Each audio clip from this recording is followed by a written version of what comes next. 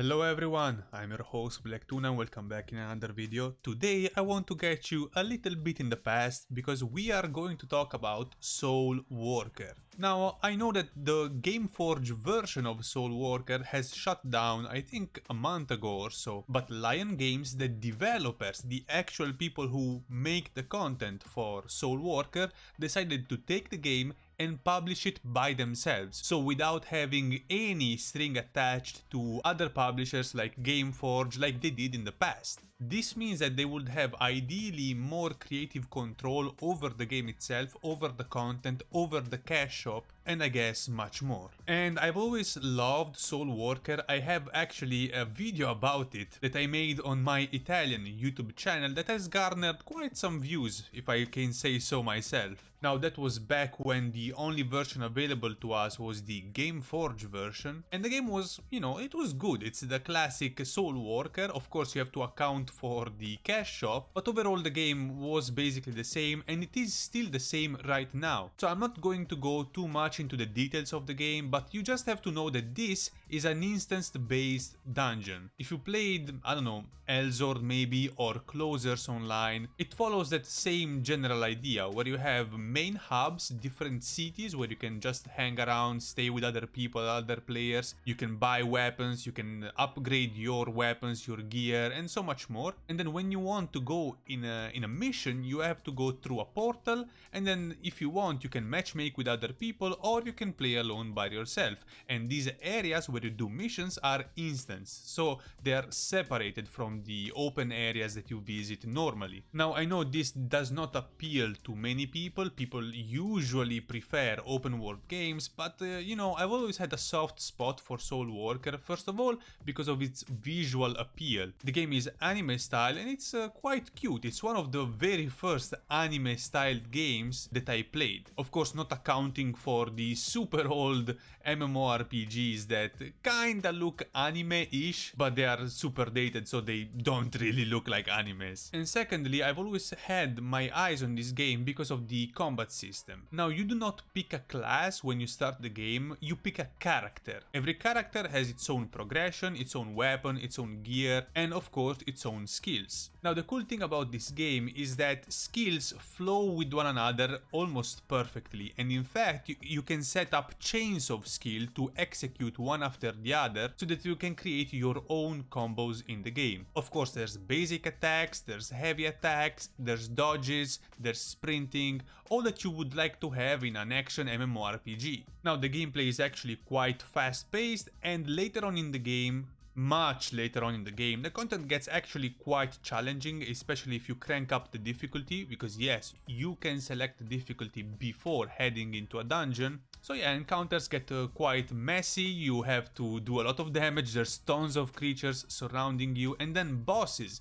Bosses, I think, are the main appeal of this game, because there's tons of them. All of them are different from one another, most of them actually. I mean, there are a few similarities between a couple of them, but overall there's a huge variety of bosses. And as I like mentioning, of course, they have all different moveset, skills, and things that you have to dodge. Now again, this game has been published by the same developers of the game, and I have to admit, launch was not smooth at all. It was quite rocky, full of issues, full of crashes, full of performance issues as well. Some performance issues that I still have to this day. In the first few days of the game launching, the servers have been taken down several times for maintenance because there were that many issues that needed addressing. And not only that, most of the issues were not fixed with these patches, with these maintenances. Worst of all for me was the performance issue. Now, the game was not performing terribly per se, but there were so many freezes, so many stutters, especially when going into a dungeon and fighting in a slightly messier area. And I tried everything. I tried lowering the graphics, weirdly enough, yes, and it didn't work. Turns out it was an issue with the game itself. In fact, after another maintenance, this issue was mostly solved, so the game doesn't stutter anymore at all for me. So again, it was on the game side, but I still have to mention that the game to me still feels slightly choppy at times. I don't know, it seems like it's skipping some inputs. And now again, as I mentioned, I did make a video on my Italian YouTube channel many years ago, and I recorded it so that I can show it to you how the game felt back then. I'm not sure this quite translates well in video format, but I promise you that looking at that and seeing how I actually play the game now, I can immediately see the difference. The gameplay on the Gameforge version of the game was so much smoother, so much cleaner. Instead, right now the game feels like it's skipping some of the inputs, sometimes it's delaying the inputs that I give it, and other various issues. Apart from that, again, the game is the same old Soul Walker. So if you know how the game used to be, you pretty much know what you're going to get in this version. Now again, being not published by Gameforge or any other company, I would expect the cash shop to be less aggressive. Now, the cash shop of course is present, and mostly you find cosmetics, but there are still some quality of life things, if you even want to call them like that you can purchase. Now, considering this is a free-to-play PvE oriented game, I feel like the cash shop is not as taxing on the experience, if you will, meaning that you are not gonna miss out on too many things if you don't buy. Although I have to admit that when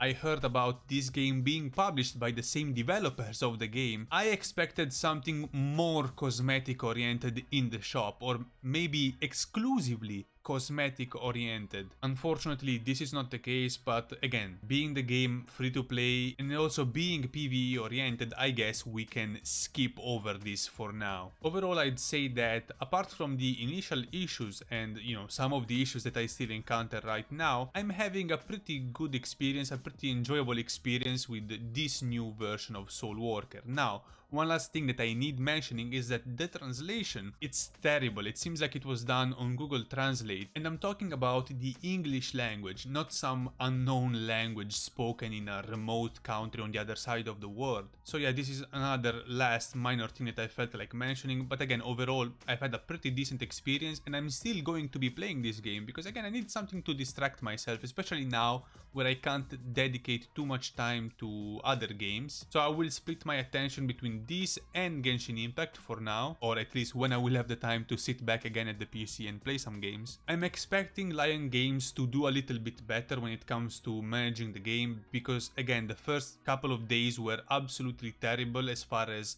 maintenances go, but again, it's just the beginning. We see where this goes, but for now I think it is pretty okay as an experience. It's pretty decent, it's not terrible. The game is still the good old Soul Walker, so yeah, I think you know what you're getting. But anyway, this is gonna do it for today's video. If you enjoyed it, please do click the like button, subscribe and leave a comment down below, and I will see you again soon enough with another video.